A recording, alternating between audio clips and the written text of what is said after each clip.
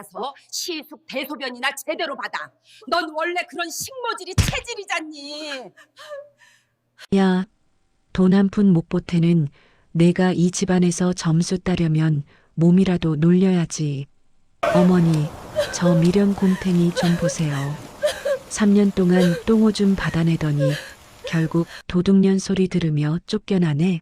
내 전 재산 7,500억은 장려식장에서 쫓겨난 둘째 재수에게 전액 상속한다. 나를 유일하게 인간으로 대접해준 가족은 오직 그녀뿐이었기 때문이다. 20년 동안 무식한 둘째 며느리라 불리며 찬밥 신세를 면치 못했던 여자 민서윤. 시어머니가 쏟아버린 국물을 닦으며 눈물 삼키던 그녀가 이제 7,500억이라는 거대한 칼자루를 쥐고 다시 장례식장 문을 박차고 들어옵니다. 여러분, 혹시 그런 기분 아시나요? 분명히 가족들과 한 공간에 있는데 나만 다른 세상에 뚝 떨어진 것 같은 기분 말입니다. 집안에 경조사라도 생기면 누군가는 대접받는 손님이 되고 누군가는 종일 기름 냄새 맡는 일꾼이 되죠. 오늘 들려드릴 서윤 씨의 이야기는 바로 그 지독한 차별과 헌신, 그리고 전 국민을 경악게 한 어느 자산가의 비밀 유언에 관한 기록입니다. 새벽 4시, 세상이 고요에 잠긴 시간입니다. 부산 해운대의 한 아파트에서 서윤 씨는 오늘도 알람 소리보다 먼저 눈을 뜹니다. 어젯밤 늦게까지 제사에 쓸 나무를 다듬느라 허리가 끊어질 것 같지만 그녀는 입술을 깨물며 일어납니다. 오늘은 시할아버지의 제삿날입니다. 남편과 아이들이 깰까봐 살금살금 문을 닫고 나온 서윤 씨가 가장 먼저 향한 곳은 주방입니다. 식탁 위에는 낡은 메모장 하나가 놓여 있죠. 몇 년째 써온 제사 목록입니다. 민어, 옥돔, 고사리, 도라지. 항목마다 빨간 줄이 그어져 있습니다. 서윤 씨는 낡은 장바구니를 챙겨 집을 나섭니다. 자갈치 시장의 새벽은 서윤 씨에게 익숙한 전쟁터입니다. 비린내가 코를 찌르고 바닥은 생선 씻은 물로 늘 흥건하죠. 서윤 씨의 운동화는 금세 축축하게 젖어듭니다. 하지만 그녀는 발밑을 살필 여유가 없습니다. 이모님, 이 민어 얼마예요? 어제보다 좀 비싼 것 같은데. 아이고, 새댁. 이게 자연산이라 그래. 요새 물량이 없어서 부르는 게 값이야.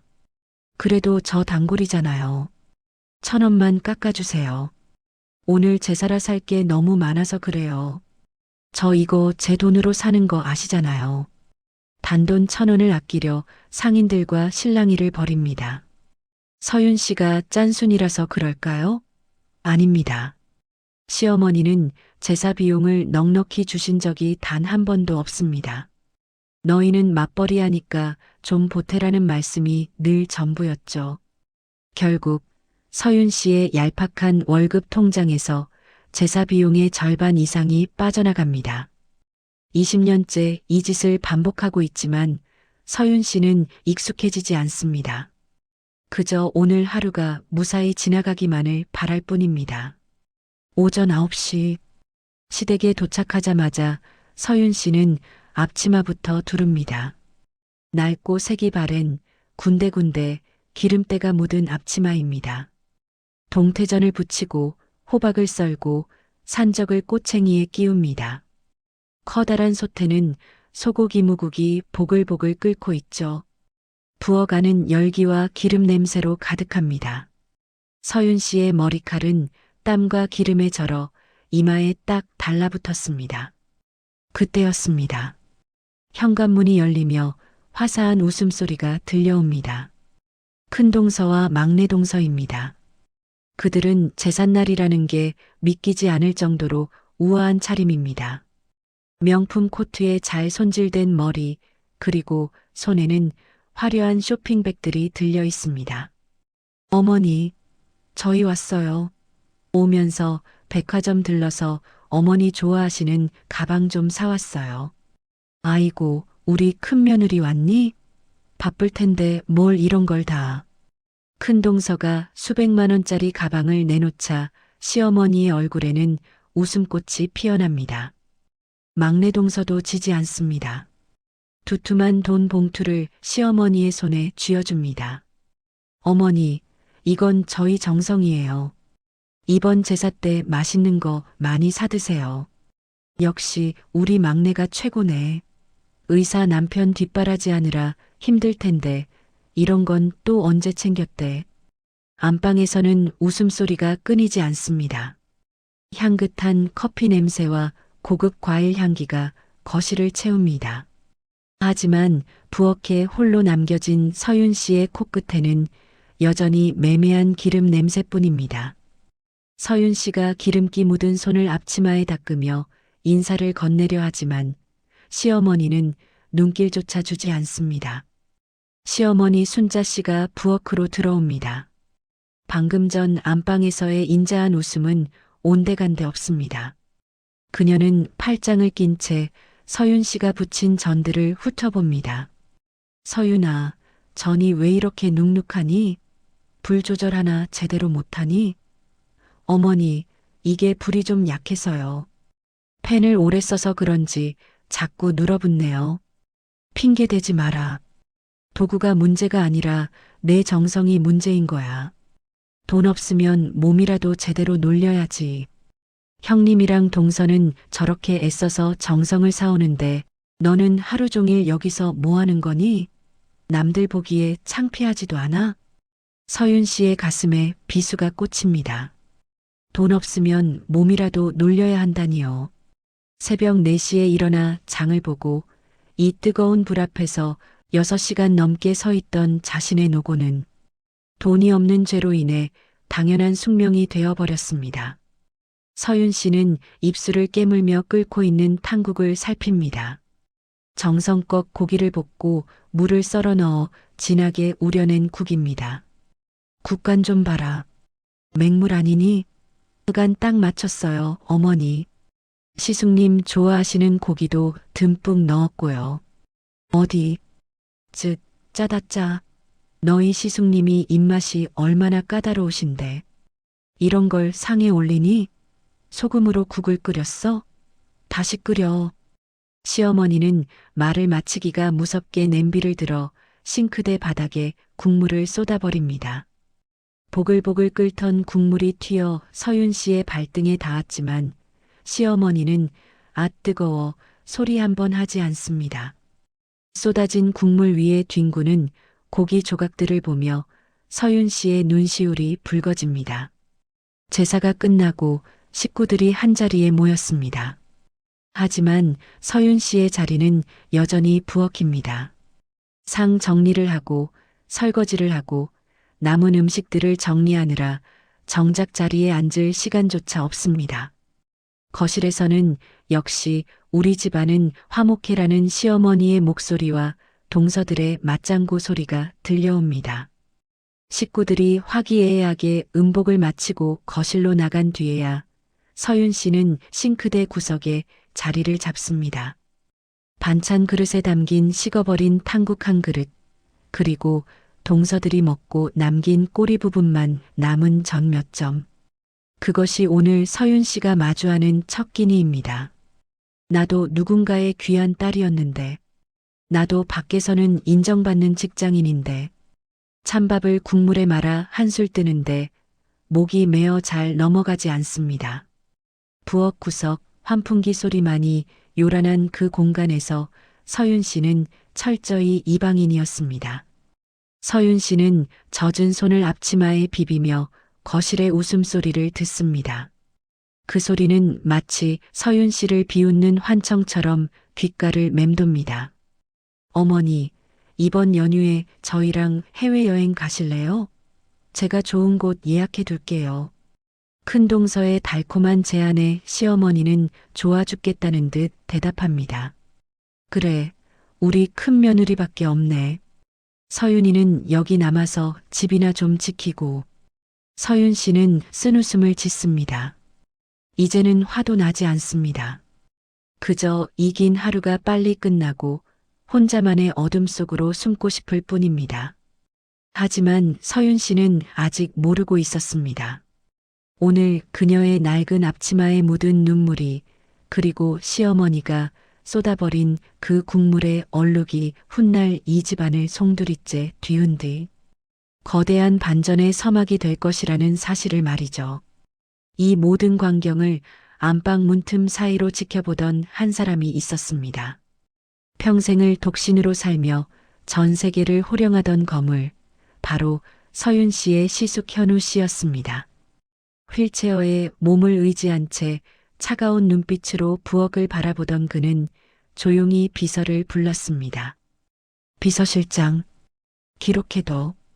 오늘 저 부엌에서 누가 울었고 누가 웃었는지, 그리고 저기서 홀로 찬밥 먹는 사람, 저 사람이 이 집안의 진짜 주인임을 증명할 준비를 시작해. 7,500억이라는 천문학적인 숫자가 집안을 뒤흔들기 시작했습니다. 하지만 그 돈은 누군가에게는 달콤한 꿈이었고 누군가에게는 지독한 형벌의 시작이었죠. 평생 가족을 위해 헌신하고도 찬밥 신세를 면치 못했던 서윤 씨에게 이제 운명은 가장 가혹하면서도 거대한 시험대를 들고 찾아옵니다. 제사가 끝나고 얼마 지나지 않아 집안에는 폭풍 같은 소식이 전해집니다. 평생 외국에서 자수성가에 거대한 부를 쌓았다는 큰 시숙, 현우 씨가 시한부 판정을 받고 귀국한다는 소식이었죠. 7,500억 자산가. 그 이름만으로도 시댁 식구들의 눈빛은 달라졌습니다. 시어머니는 매일 아침 정화수를 떠놓고 빌었고 큰 동서와 막내 동서는 벌써부터 강남의 펜트하우스 카탈로그를 뒤적이며 행복한 고민에 빠졌습니다. 그들에게 현우 씨는 혈육이 아니라 걸어 들어오는 거대한 황금 단지였습니다. 공항 입국장부터 가관이었죠. 평소엔 허리가 아프다며 제사상도 못 거들던 동서들이 키리를 신고 뛰어나가 시숙을 맞이했습니다. 마치 나라를 구한 영웅을 맞이하는 듯한 광경이었습니다. 하지만 귀국한 현우 씨의 상태는 참혹했습니다. 말기암의 통증은 그 강단 있던 거물을 한 줌의 재처럼 만들었죠. 더 충격적인 것은 그의 성격이었습니다. 병세가 깊어질수록 그는 날카롭고 괴팍해졌습니다. 비명을 지르며 물건을 던지는 건 일쑤였고 사람을 극도로 불신하며 곁을 주지 않았습니다. 병실에 들어서는 모든 사람을 향해 내 돈 뺏으러 온 하이에나들이라며 소리를 질러댔습니다. 무엇보다 가장 큰 문제는 대소변조차 스스로 가릴 수 없게 되었다는 사실이었습니다. 기저귀를 갈아야 하고 욕창을 방지하기 위해 밤낮 없이 몸을 뒤집어줘야 하는 고된 노동이 기다리고 있었던 것이죠. 시숙의 전담 비서가 가족들을 모아놓고 무겁게 입을 뗐습니다. 회장님께서는 남의 손에 몸을 맡기는 걸 극도로 꺼리십니다. 가족 중 한 분이 직접 간병해 주길 원하시는데 누가 하시겠습니까? 그 말이 떨어지기가 무섭게 병실 안에는 정적이 흐릅니다. 0.1초 전까지 형님은 내 친형이나 다름없다며 울먹이던 남편들은 약속이라도 한 듯 먼 산을 보았고 명품 백을 챙기던 동서들의 안색은 순식간에 흙빛이 되었습니다. 돈 냄새는 좋지만 시숙의 썩어가는 살 냄새는 맡기 싫었던 모양입니다. 아이고, 내 팔자야. 내가 해야 하는데 이놈의 무릎이 말썽이라. 내 마음은 이미 저 침대맡에 가 있는데 몸이 안 따라주네. 시어머니는 갑자기 다리를 절며 비통한 표정으로 연기를 시작합니다. 큰 동서는 코를 막으며 뒤로 한 걸음 물러납니다. 어머니, 저 비위 약한 거 아시잖아요. 어제도 시숙님 병실 소독약 냄새 때문에 하루 종일 토했어요. 이런 몸으로 수발들다간 제가 먼저 쓰러질 거예요. 전 절대 못해요. 막내 동서 역시 가방을 챙겨 매며 자리에서 슬금슬금 일어납니다. 저도 애들 학원 뒷바라지 때문에 시간이 도저히 안 돼요. 어머니, 그냥 비싼 최고급 간병인 쓰면 되잖아요. 돈이 없는 것도 아닌데 왜 굳이 가족이 해야 해요? 결국 시어머니의 도끼 어린 화살은 다시 부엌 구석에서 숨죽이고 있던 서윤 씨에게 향합니다. 서윤아, 내가 해라. 너는 원래 성격도 둔하고 몸도 튼튼하지 않니? 집안 살림하듯 시숙님 좀 보살펴드려. 돈 한 푼 못 보태는 내가 이 집안에서 점수 따고 사람 노릇할 기회는 지금뿐이다. 이게 다 너를 위한 소리야. 서윤 씨는 거절할 힘조차 없었습니다. 아니, 사실은 침대 위에서 뼈만 남은 채 고통스럽게 신음하는 현우 씨의 눈을 보았기 때문입니다. 그 눈은 부엌 구석에서 홀로 찬밥을 먹던 자신의 눈과 너무나 닮아 있었습니다. 수천억의 재산을 가졌지만 정작 기저귀 하나 갈아줄 진심 어린 가족이 없는 고독한 영혼. 서윤 씨는 조용히 낡은 앞치마를 고쳐 메고 현우 씨의 병실로 들어갔습니다. 남편조차 여보, 미안해. 그래도 당신이 제일 꼼꼼하잖아라며 등을 떠밀었죠. 그날부터 서윤 씨의 지독한 3년 간병 생활이 시작되었습니다. 그것은 단순한 수발이 아니라 영혼을 깎아먹는 고통이었습니다. 현우 씨는 서윤 씨가 정성껏 끓여온 전복죽을 얼굴에 끼얹으며 소리쳤습니다. 너도 내 돈 보고 온 거지? 가식 떨지 말고 당장 나가. 이 도둑년아, 내 눈에 탐욕이 가득하구나. 서윤 씨는 묵묵히 얼굴과 앞치마에 묻은 뜨거운 죽을 닦아냈습니다. 눈가가 따끔거렸지만 눈물은 흘리지 않았습니다. 그리고 다시 주방으로 내려가 속이 편한 미음을 끓였습니다. 밤마다 2시간 간격으로 깨어나 대소변을 받아내고 욕창이 생길까봐 1시간마다 그 무거운 몸을 정성껏 돌려 눕혔습니다. 시숙이 통증으로 밤새 비명을 지를 때면 서윤 씨는 그의 곁에서 나지막이 찬송가를 부르거나 옛날 이야기를 들려주며 밤을 지새웠습니다. 서윤 씨의 손은 독한 소독약과 뜨거운 물에 불어 터져 지문이 사라질 지경이었고 잠을 제대로 자지 못해 눈은 늘 피 섞인 듯 충혈되어 있었습니다. 그 3년 동안 큰 동서와 막내 동서는 단 한 번도 시숙의 기저귀를 갈아주거나 몸을 닦아준 적이 없습니다. 그들은 일주일에 한 번, 그것도 시어머니와 함께 올 때만 고급 향수를 온몸에 뿌리고 나타나 코를 막으며 생색을 낼 뿐이었죠. 동서, 정말 대단해. 역시 동서는 이런 일이 적성인가 봐. 이거 우리 집에서 남은 한우인데 가져가서 힘내.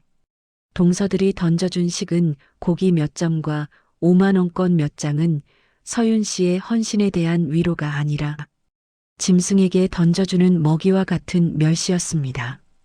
하지만 2년이 지날 무렵 기적이 일어났습니다. 그 괴팍하고 날카롭던 현우 씨가 처음으로 서윤 씨의 거친 손을 잡은 것입니다. 서윤아, 너는 왜 나를 버리지 않니? 내가 이렇게 모질게 괴롭히고 모욕을 주는데 왜 매일 아침 웃으며 내 발을 닦아주는 거냐? 너는 바보냐 아니면 성자냐? 서윤 씨는 가만히 그의 앙상한 마른 손을 어루만졌습니다. 시숙님, 저도 처음엔 많이 울고 억울했어요. 그런데 시숙님 눈을 가만히 보니까 제 마음 같더라고요. 세상 모든 걸 다 가진 것처럼 보여도 정작 내 진심을 봐주는 사람이 없어 외로운 그 마음요. 저라도 시숙님 곁을 지켜드려야 시숙님이 이 세상이 조금은 덜 춥다고 느끼실 것 같았어요. 저는 돈이 아니라 시숙님을 보러 오는 거예요. 현우 씨는 그날 밤 70평생 처음으로 아이처럼 소리내어 꺼느껴 울었습니다. 7,500억이라는 거대한 성벽 뒤에 숨어 평생 사람을 불신하고 의심하던 거물이 한낱 둘째, 며느리라 천대받던 여자의 진심 어린 눈물 앞에 완전히 무너진 순간이었습니다. 그날 이후 두 사람 사이에는 피보다 진한 유대가 생겼습니다. 현우 씨는 서윤 씨에게 자신의 치열했던 어린 시절 이야기, 타국에서 눈밥을 먹으며 돈을 벌었던 사연들을 들려주었습니다. 서윤 씨는 그에게 유일한 안식처이자 세상에 하나뿐인 진짜 가족이 되었습니다. 시숙은 가끔 서윤 씨의 손을 보며 이 손이 보석보다 귀하다며 혼잣말을 하곤 했습니다. 그리고 3년째 되는 겨울, 현우 씨의 마지막 순간이 다가왔습니다. 집안 식구들이 모두 모여 하이에나처럼 유언장만을 기다리고 있을 때 현우 씨는 마지막 힘을 짜내어 서윤 씨만 따로 방으로 불렀습니다. 그는 덜덜 떨리는 손으로 품 안에서 아주 작고 낡은 금속 열쇠 하나를 꺼냈습니다. 서윤아, 이건 내 생명보다 귀한 것이다. 지금 비서가 주는 작은 가방 안쪽 깊숙한 곳에 잘 숨겨두어라. 그리고 명심해라. 절대로 누구에게도 보여주지 마라. 장례가 모두 끝날 때까지는 이 열쇠의 존재를 그 누구도 알아서는 안 된다. 만약 누가 물으면 모른다고 해라. 알겠느냐? 이 열쇠가 너를 지켜줄 거다. 서윤 씨는 영문도 모른 채 쏟아지는 눈물을 훔치며 고개를 끄덕였습니다. 그리고 얼마 뒤 현우 씨는 서윤 씨의 손을 꼭 잡은 채 아주 평온하게 마지막 숨을 내뱉었습니다. 거인의 죽음. 그러나 병실 밖에서 기다리던 가족들에게 슬픔은 찰나에 불과했습니다. 현우 씨의 심장 박동기가 멈추는 소리가 들리자마자 동서들은 비명을 지르며 슬퍼하는 척 연기를 하더니 이내 하이에나처럼 시숙의 양복 주머니와 침대 밑 가방을 뒤지기 시작했습니다. 열쇠, 금고 열쇠가 어디 갔지? 분명히 회장님 양복 안감에 숨겨둔다고 했는데. 막내 동서의 날카롭고 탐욕스러운 외침에 시어머니의 서슬 퍼런 눈이 서윤 씨를 향했습니다. 너지? 내가 마지막으로 들어가서 시숙 손잡고 있을 때 슬쩍 빼돌린 거 아냐? 당장 내놔. 그게 어떤 돈인데 내가 감히 손을 대. 서윤 씨는 입을 굳게 다물었습니다. 시숙과의 마지막 약속, 그 처절한 신뢰를 지켜야 했으니까요. 그러자 큰 동서가 서윤 씨의 가방을 강제로 빼서 바닥에 팽개쳤습니다. 화장품이며 손수건이 바닥에 굴러다녔지만 시숙이 준 열쇠는 이미 서윤 씨가 미리 빼돌려 속옷 안쪽 깊숙한 곳에 숨긴 뒤였습니다. 열쇠를 찾지 못하자 시어머니의 광기가 폭발했습니다. 자식을 잃은 슬픔보다 돈줄을 놓칠지 모른다는 공포가 그녀를 지배했습니다. 이 은혜도 모르는 짐승 같은 년, 3년 동안 간병한다고 유세 떨더니 결국 이거였냐? 감히 내 아들 재산을 탐내. 내가 도둑이 아니고서야 이럴 순 없다. 내가 우리 집안을 망치려고 작정을 했구나. 찰싹? 날카롭고 매운 손찌검이 서윤 씨의 뺨을 세차게 때렸습니다. 서윤 씨의 고개가 꺾였고 입술이 터졌습니다. 당장 나가. 내 아들 장례식에 너 같은 도둑년은 발도 들이지 마라. 꼴도 보기 싫으니까. 이 집 귀신도 되지 말고 썩 꺼져. 당장. 서윤 씨는 3년 동안 시숙의 똥오줌을 받아내고 썩어가는 살을 닦아주던 그 거친 손으로 붉게 부어오른 뺨을 감싸쥐었습니다. 장례식장 로비, 수많은 조문객이 수군거리며 지켜보는 가운데 서윤 씨는 쓰레기처럼 문 밖으로 던져졌습니다. 빗줄기가 사정없이 쏟아지는 차가운 거리, 서윤 씨는 젖은 몸을 이끌고 생각했습니다. 시숙님이 왜 이 열쇠를 목숨 걸고 지키라고 하셨는지, 그리고 왜 장례가 끝날 때까지 비밀로 하라고 하셨는지. 서윤 씨는 옷 속의 차가운 열쇠를 으스러지도록 꽉 쥐었습니다. 이제 이 작은 열쇠가 열 수 있는 건 시숙의 금고일까요? 아니면 20년 동안 짓밟혀 닫혀있던 서윤 씨의 억울한 운명일까요? 장례식장에서 들려오는 가짜 곡소리와 동서들의 재산 싸움 소리를 뒤로하고 서윤 씨는 어둠 속으로 묵묵히 걸어갔습니다. 하지만 그녀는 몰랐습니다. 그 열쇠가 열게 될 진실이 상상조차 할 수 없는 거대한 복수와 전율의 시작이 될 줄은 말입니다. 7,500억이라는 거대한 숫자가 한 사람의 인생을 짓밟았습니다. 하지만 그 숫자가 이제는 심판의 칼날이 되어 돌아옵니다. 평생을 투명 인간처럼 살며 무시당했던 한 여자가 가장 화려하고 서늘한 복수의 무대에 서게 되는 순간입니다. 빗줄기가 장대처럼 쏟아지는 밤이었습니다. 장례식장에서 개처럼 끌려 나온 서윤 씨는 차가운 아스팔트 위에 홀로 남겨졌습니다. 터진 입술에서는 비릿한 피냄새가 났고 시어머니에게 맞은 뺨은 감각이 없을 정도로 얼얼했습니다. 하지만 서윤 씨는 울지 않았습니다. 아니, 울 시간이 없었죠. 옷 안쪽, 살결에 닿아 차갑게 식어가는 그 열쇠의 무게가 서윤 씨의 정신을 바짝 차리게 했습니다. 이 열쇠는 단순히 금고를 여는 도구가 아니라 시숙님이 목숨을 걸고 자신에게 건넨 마지막 신뢰이자 무기였기 때문입니다. 그때 어둠 속에서 검은색 대형 세단 한 대가 물보라를 일으키며 서윤 씨 앞에 멈춰 섰습니다. 차에서 내린 사람은 시숙 현우 씨의 그림자라 불리던 김 비서였습니다. 그는 젖은 서윤 씨에게 우산을 씌워주며 정중히 고개를 숙였습니다. 평소 시댁 식구들 앞에서는 로봇처럼 무표정하던 그의 눈에 처음으로 깊은 연민과 존경의 빛이 서렸습니다. 고생 많으셨습니다, 서윤 씨. 회장님께서는 당신이 겪을 이 모든 수모를 이미 예견하셨습니다. 이제 회장님의 마지막 명령을 수행할 시간입니다. 가시죠. 당신의 자리가 어디인지 세상에 알릴 시간입니다. 정막이 흐르는 은행 지하 금고실 복도. 서윤 씨와 김 비서가 도착하자 그곳엔 이미 또 다른 하이에나들이 진을 치고 있었습니다. 서윤 씨를 미행해온 큰 동서와 막내 동서, 그리고 소식을 듣고 달려온 시어머니였습니다. 그들은 장례식장 상복 차림 그대로 탐욕에 눈이 멀어 씩씩대며 서윤 씨를 가로막았습니다.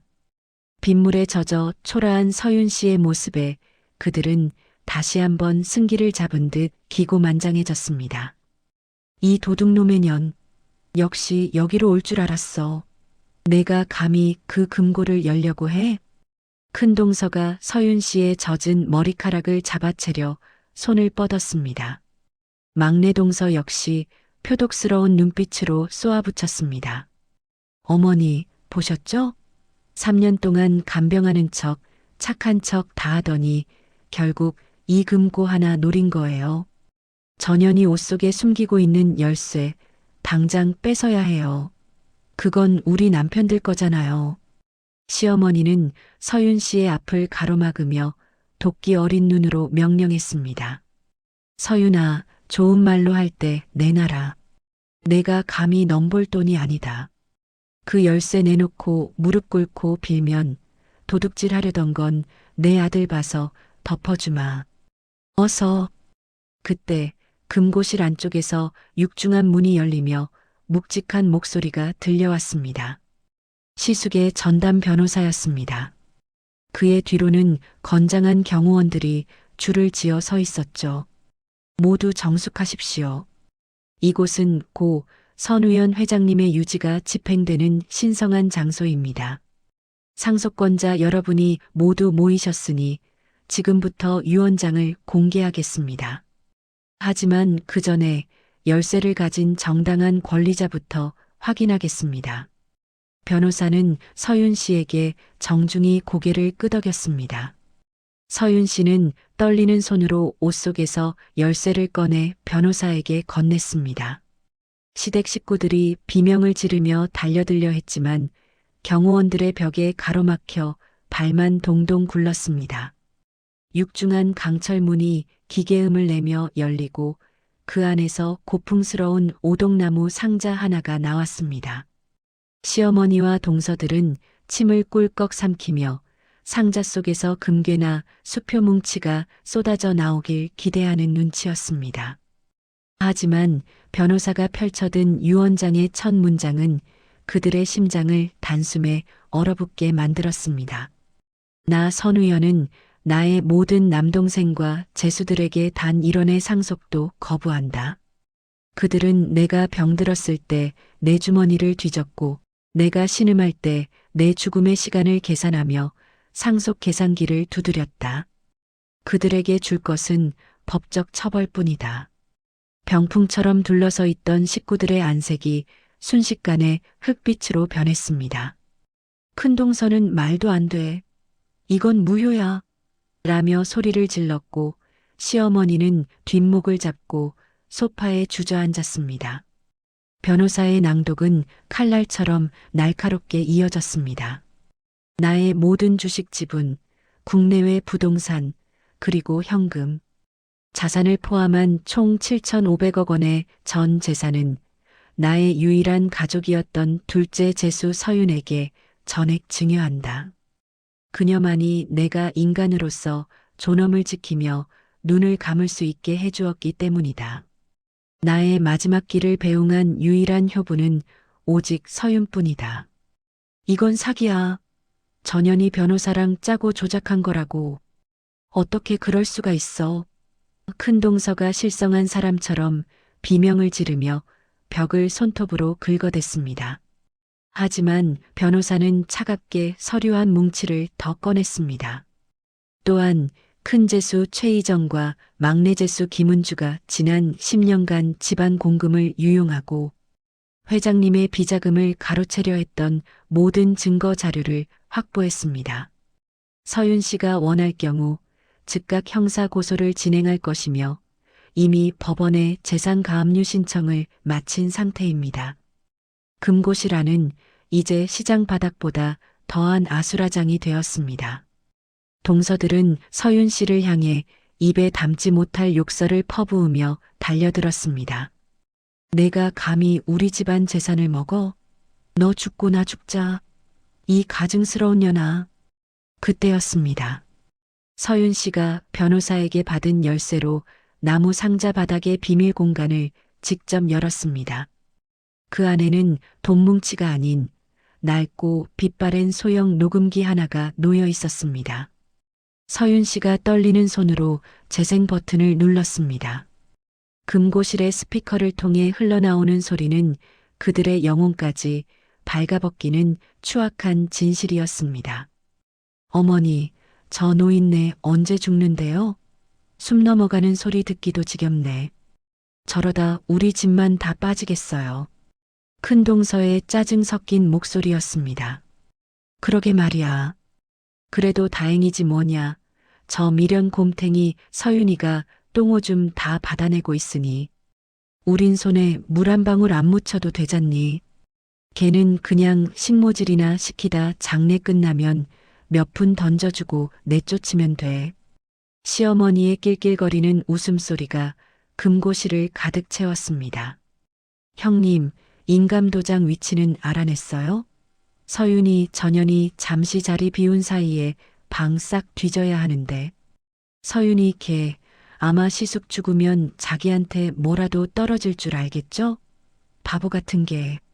막내 동서의 비열한 속삭임이 비수처럼 꽂혔습니다. 녹음기에서 흘러나오는 자신들의 목소리에 시어머니와 동서들은 얼어붙은 석상처럼 굳어버렸습니다. 시숙 현우 씨는 죽어가는 와중에도 침대 밑에 녹음기를 숨겨 그들의 추악한 본성을 낱낱이 기록했던 것입니다. 서윤 씨는 녹음기를 끄고 20년 동안 단 한 번도 보이지 않았던 서늘하고도 당당한 눈빛으로 그들을 바라보았습니다. 들으셨나요? 이게 당신들이 말하던 가족의 정체예요. 시숙님이 왜 저에게 이 열쇠를 주셨는지, 왜 죽는 순간까지 당신들을 불신하셨는지 이제야 확실히 알겠네요. 3년 동안 제가 시숙님의 몸을 닦아드릴 때 당신들은 시숙님의 주머니를 닦을 생각만 하고 있었군요. 서윤 씨의 목소리는 떨리지 않았습니다. 오히려 얼음처럼 투명하고 날카로웠습니다. 뺨을 때리고 도둑으로 몰아 빗속으로 내쫓던 시어머니는 이제 서윤 씨의 눈을 피하며 벌벌 떨기 시작했습니다. 7,500억이라는 거대한 성벽이 서윤 씨를 감싸 안았고 이제 그 성벽 밖으로 쫓겨날 사람은 바로 그들이었습니다. 서윤 씨는 젖은 옷을 매만지며 금고실을 나섰습니다. 뒤에서 서윤아, 내가 잘못했다. 우리 서윤이 내가 잠시 미쳤었나? 보다 한 번만 받아오. 라며 시어머니가 바닥을 기며 울부짖었지만 서윤 씨는 뒤도 돌아보지 않았습니다. 서윤 씨는 김 비서에게 조용히 지시했습니다. 김 비서님 준비해 주세요. 내일 오전 제가 직접 시숙님 장례식장으로 가겠습니다. 상복도 제일 좋은 것으로 준비해 주시고 변호사단도 모두 동행시켜 주세요. 주인이 누구인지 그리고 사람을 돈으로 등급 매기던 그들이 어떤 자리에 서야 하는지 똑똑히 보여줘야 하니까요. 빗소리는 여전히 거셌지만 서윤 씨의 가슴 속엔 20년 만에 처음으로 뜨거운 불꽃이 타오르고 있었습니다. 복수는 이제 시작일 뿐이었습니다. 7,500억이라는 칼자루를 쥔 서윤 씨가 장례식장에 다시 나타나는 순간 그 파렴치한 인간들의 세상은 어떻게 무너지게 될까요? 폭풍 전야의 고요함이 장례식장을 무겁게 누르고 있었습니다. 어제까지만 해도 서윤 씨를 개처럼 부려먹고 빗속으로 내쫓으며 낄낄거리던 그 공간은 이제 주인이 누구인지 모르는 채 추악한 탐욕의 대화들로 가득 차 있었죠. 하지만 여러분, 진짜 복수는 상대가 가장 높이 올라갔다고 착각하는 그 찰나에 시작되는 법입니다. 20년의 서러운 한이 서린 서윤 씨의 발걸음이 이제 그 가식적인 성전의 문턱을 향하고 있습니다. 장례식장 귀빈실. 시어머니 순자 씨와 큰동서, 막내 동서는 이미 승리자가 된 듯한 기분에 취해 있었습니다. 검은 상복을 입고 있었지만 그들의 얼굴엔 슬픔의 흔적 따위는 없었습니다. 오로지 머릿속 계산기가 정신없이 두드려지는 소리만 가득했죠. 시숙 현우 씨가 남긴 평창동 저택은 누구 차지인지, 스위스 은행의 비자금은 어떻게 나눌지를 두고 그들은 이미 서로의 몫을 칼같이 긋고 있었습니다. 어머니, 평창동 저택은 우리 정우가 이 집안의 장손이니까 우리가 들어가는 게 순리죠? 그 집 정원이 워낙 넓어서 관리비만 해도 수백이라는데 제가 희생하는 셈 치고 모실게요. 큰 동서가 상복 소매를 걷어붙이며 탐욕스럽게 속삭입니다. 아니, 형님도 참. 우리 남편이 이번에 강남에 병원 확장하는데 자금이 얼마나 필요한지 뻔히 아시면서요. 저는 건물을 한 채 받거나 현금을 더 챙겨야겠어요. 막내 동서 역시 눈을 번뜩이며 한치의 양보도 없이 맞장구 칩니다. 그때였습니다. 굳게 닫혀있던 귀빈실의 육중한 문이 예고도 없이 거칠게 열렸습니다. 수군거리던 친척들과 상주들이 일제히 문 쪽을 바라보았습니다. 어제 빗속으로 비참하게 쫓겨났던 머리카락이 떡진 채 울먹이던 초라한 서윤 씨의 모습을 기대했던 그들의 눈앞에 전혀 다른 존재가 나타났습니다. 흐트러짐 없이 빗어넘긴 머리, 몸의 곡선을 따라 우아하게 떨어지는 최고급 블랙 수트, 그리고 서윤 씨의 뒤로는 대한민국 최고 로펌의 변호사단과 검은 안경을 쓴 거구의 경호원 10명이 도열했습니다. 어제 시어머니에게 맞아 붉게 부어올랐던 뺨은 차가운 화장으로 완벽하게 가려졌지만 그 눈빛만은 세상 모든 가식을 꿰뚫는 얼음 송곳처럼 날카롭게 빛나고 있었습니다. 네, 내가 여기가 어디라고 다시 기어들어와. 이 도둑년이 아직 정신을 못 차렸구나. 경비들 안 부르고 뭐하니? 시어머니가 소파에서 벌떡 일어나 삿대질을 하며 비명을 지릅니다. 큰동서 역시 코웃음을 치며 서윤 씨의 앞을 가로막습니다. 동서, 옷 어디서 빌려 입느라 고생 좀 했네. 근데 어쩌지? 이제 이 장례식장 대관료부터 시숙님, 제사상에 올라갈 생선 한 마리까지 다 우리 결정 없이는 못 움직여. 구질구질하게 굴지 말고 당장 안 나가? 서윤 씨는 대답 대신 천천히 귀빈실 중앙으로 걸어 들어갔습니다. 경호원들이 위압적인 기세로 길을 터주자 서윤 씨는 시숙의 영정 사진 앞에 섰습니다. 그리고 아주 정중하게 하지만 짧게 목례를 마친 뒤 천천히 뒤를 돌았습니다. 그녀의 시선이 머무는 곳마다 사람들이 숨을 죽였습니다. 오늘부로 이 장례식의 모든 비용 집행과 시숙님의 자산 관리는 제가 선임한 법무법인에서 대행합니다. 그리고 지금 이 자리에 앉아 계신 상속 결격 사유자들께서는 제 허락 없이 시숙님의 유품이나 서류에 손대지 마세요. 하나라도 없어지면 절도로 간주하겠습니다. 서윤 씨의 말에 귀빈실은 순간 정적이 흘렀으나 곧 비웃음으로 가득 찼습니다. 상속 결격 사유. 너 미쳤니? 유언장 한 장 받았다고 세상이 다 내 것 같아? 우리가 소송 걸면 그딴 종이 쪼가리 금방 무효야. 넌 그냥 우리 집 부엌대기였을 뿐이라고. 막내 동서가 서윤 씨의 어깨를 밀치려 다가왔습니다. 그 순간 서윤 씨가 가볍게 손짓하자 수행원이 대형 모니터를 벽면에 설치했습니다. 형님, 동서, 그리고 어머니. 시숙님이 3년 동안 침대에만 누워 계셔서 귀 먹고 눈 먼 줄 아셨죠? 그 방에 있던 만년필, 벽걸이, 시계, 작은 액자 하나까지. 그게 전부 시숙님이 여러분을 지켜보던 눈이었다는 걸 왜 꿈에도 모르셨을까요? 화면이 켜지자 귀빈실 안의 공기가 급격히 얼어붙었습니다. 영상 속에는 평소 자애로운 척, 고결한 척하던 식구들의 추악한 민낯이 고스란히 담겨 있었습니다. 화면 속 큰 동서는 잠든 시숙의 침대 곁에서 몰래 약통을 뒤지고 있었습니다. 이 영감탱이 금고 번호를 도통 안 보내. 확 그냥. 이라며 시숙의 뺨을 가볍게 툭툭 치는 패륜적인 모습까지 찍혔죠. 그리고 결정적인 장면이 나왔습니다. 시숙이 매시간 챙겨 먹어야 할 항암 보조제에 큰 동서가 정체 모를 하얀 가루를 듬뿍 섞는 모습이었습니다. 저건 그냥 비타민이었어.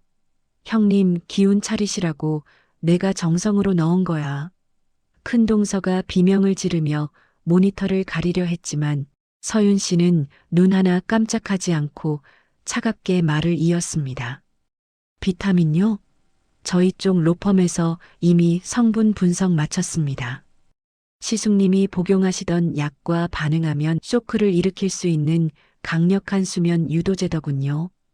시숙님을 강제로 잠들게 해서 금고를 뒤지려던 형님의 그 가득한 정성, 경찰서 가서도 비타민이라고 끝까지 우겨보시죠. 영상이 바뀌자 이번엔 막내 동서와 시어머니의 밀담이 흘러나왔습니다.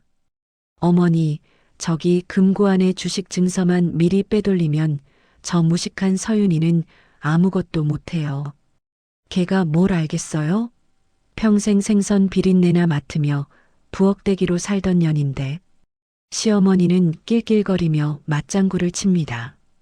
그래, 서윤이는 나중에 수고비나 몇 푼 쥐어서 내쫓으면 그만이지.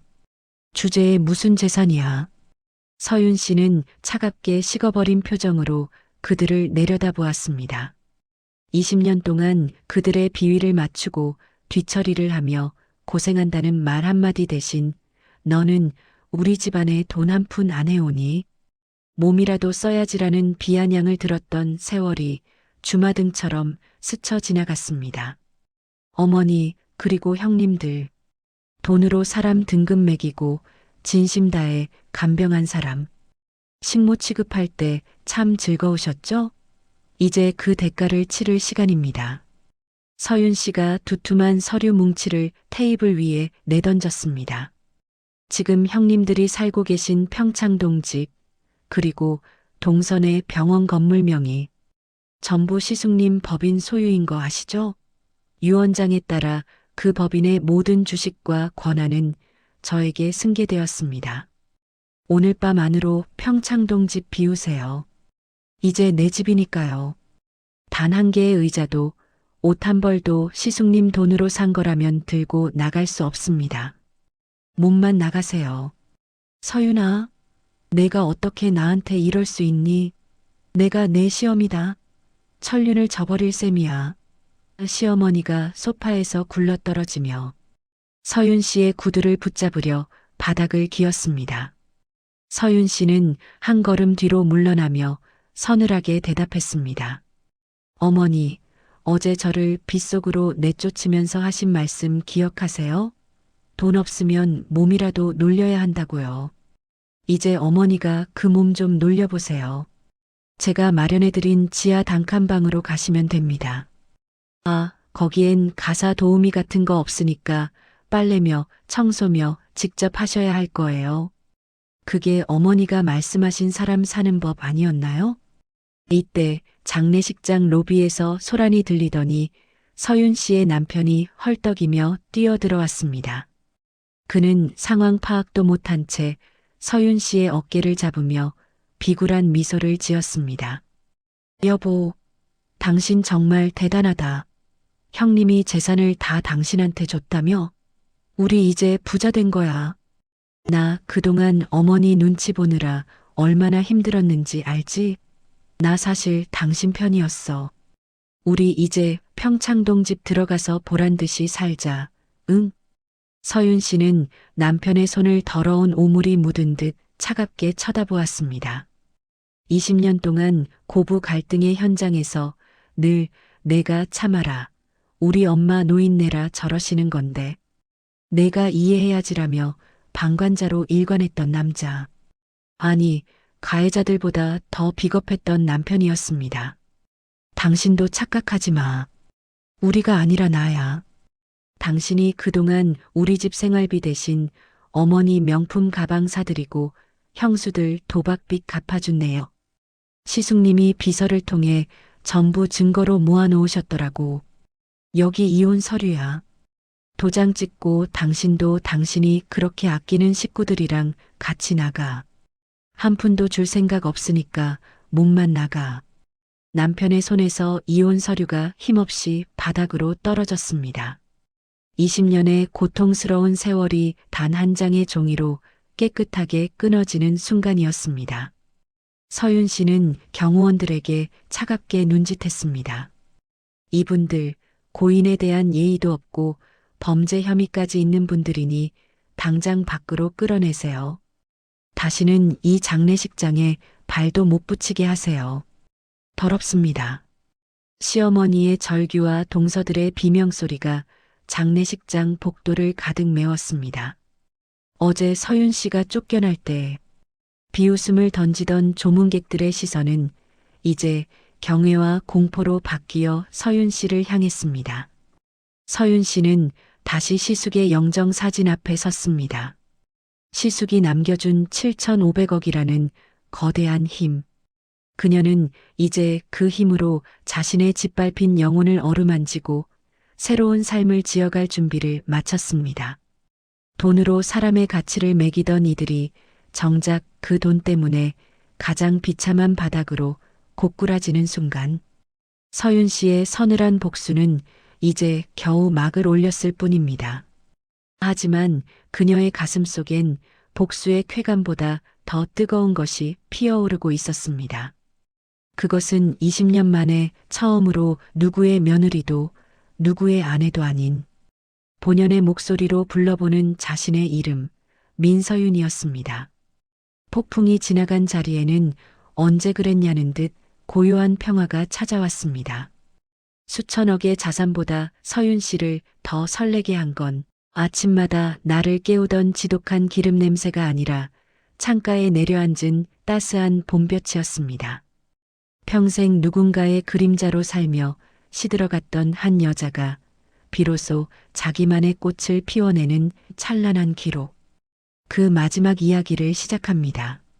장례식이 끝나고 세상은 서윤 씨를 향해 신데렐라니 로또 며느리니 떠들어댔습니다.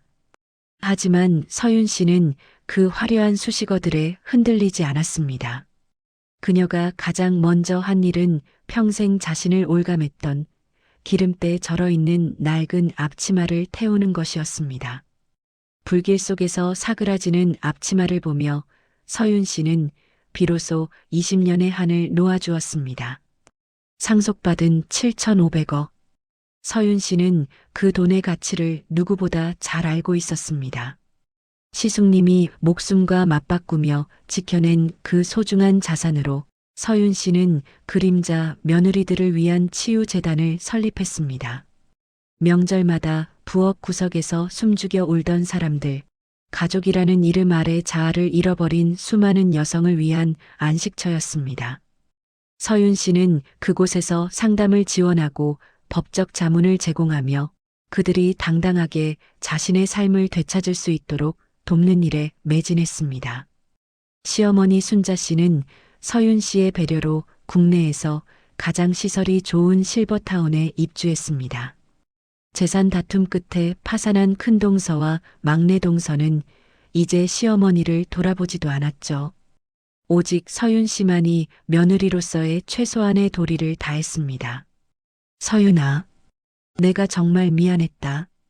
그땐 내가 돈에 눈이 멀어 내 진심을 몰라봤어. 휠체어에 앉은 시어머니가 떨리는 손으로 서윤 씨의 손을 잡으려 합니다. 하지만 서윤 씨는 조용히 그러나 단호하게 그 손을 피했습니다. 어머니, 저는 용서하기 위해 여기 오는 게 아니에요. 시숙님에 대한 예의 그리고 저 자신에 대한 약속을 지키기 위해 오는 거예요. 편안히 지내세요. 비용은 모자라지 않게 계속 보내드릴게요. 용서보다 더 무서운 것은 무관심이었습니다. 서윤 씨는 시어머니를 향한 증오조차 내려놓았습니다. 그저 감정의 거리를 둠으로써 자신을 보호하기로 한 것이죠. 시어머니는 이제 화려한 명품백 대신 창밖의 낙엽만 바라보며 뒤늦은 후회를 곱씹게 되었습니다. 남편 정우 씨는 이제 집안에서 투명 인간이나 다름없는 처지가 되었습니다. 아내의 눈치를 보며 설거지를 하고 청소기를 돌리는 남편의 모습은 애처롭기까지 했습니다. 여보, 오늘 국간이 좀 싱겁지 않아? 내가 소금 좀 더 넣을까? 비굴하게 웃어 보이는 남편을 보며 서윤 씨는 예전의 자신을 떠올렸습니다. 당신이 참으라고 했던 그 시간들이 지금 당신에게 돌아간 것뿐이야. 이제야 알겠어? 아무도 내 말을 들어주지 않는 집이 얼마나 추운 곳인지. 남편은 아무 말도 하지 못하고 고개를 숙였습니다. 서윤 씨는 남편을 내쫓지는 않았습니다. 하지만 예전처럼 남편의 비위를 맞추지도 않았습니다. 그저 한 공간에 존재할 뿐 서윤 씨의 영혼은 이미 그에게서 독립한 지 오래였습니다. 어느 눈부시게 맑은 봄날이었습니다. 서윤 씨는 다시 자갈치 시장을 찾았습니다. 예전처럼 10원이라도 아끼려 신랑이 하던 찌든 모습은 온데간데 없었습니다. 화사한 리넨 원피스의 단정한 머리. 서윤 씨의 손에는 장바구니 대신 시장 상인들에게 대접할 따뜻한 소고기 국밥 300인분이 준비되어 있었습니다. 아이고, 이게 누구야? 평창동 사모님 아니야? 부자 됐다더니 왜 여기까지 와서 사서 고생이야, 둘째. 며느리. 단골 생선가게 이모님이 국밥 그릇을 건네받으며 털털하게 웃습니다. 서윤 씨는 커다란 솥 앞에서 국자를 젓다가 그 소리에 가만히 멈춰 섰습니다. 그리고 시장 사람들을 향해 평생 지어본 적 없는 가장 환한 미소를 지어 보였습니다. 이모님, 저 이제 둘째 며느리 아니에요. 제 이름은 서윤이에요. 민서윤. 시장의 활기찬 공기 속에 그녀의 이름이 울려 퍼졌습니다. 사람들은 박수를 치며 그래, 서윤 씨, 장하다 서윤 씨, 라며 환호해 주었습니다. 20년 만에 되찾은 이름. 누군가의 아내도 누군가의 며느리도 아닌 오직 자기 자신으로 불리는 순간이었습니다. 서윤 씨는 시장 한가운데서 눈을 감고 봄바람을 느꼈습니다. 낡은 앞치마에 묻어있던 비린내와 기름 냄새는 이제 그녀의 기억 속에만 남았습니다. 시숙님이 남겨주신 7,500억이라는 거대한 선물은 결국 그녀가 잃어버렸던 민서윤이라는 이름을 찾아주기 위한 긴 여정의 마침표였습니다. 시든 꽃은 다시 피어났습니다. 그것도 예전보다 훨씬 더 단단하고 아름답게 말이죠. 서윤 씨의 복수는 누군가를 파멸시키는 것으로 완성된 것이 아닙니다. 스스로가 가장 행복해지는 것, 그리고 자신의 가치를 증명하는 것으로 완벽하게 마침표를 찍었습니다. 이제 그녀의 정원에는 다시는 시린 겨울이 오지 않을 것입니다. 당당히 고개를 들고 봄볕을 향해 걸어나가는 민서윤 씨의 뒷모습 위로 찬란한 꽃잎이 흩날립니다. 오늘도 어딘가에서 누군가의 그림자로 살아가고 있을 여러분. 여러분의 이름은 무엇인가요? 서윤 씨의 이야기가 여러분 가슴속에 숨어있는 자신의 이름을 깨우는 따뜻한 햇살이 되었기를 바랍니다. 20년의 한을 털어내고 봄을 맞이한 서윤 씨처럼 여러분의 인생에도 곧 찬란한 꽃이 피어나길 진심으로 응원합니다.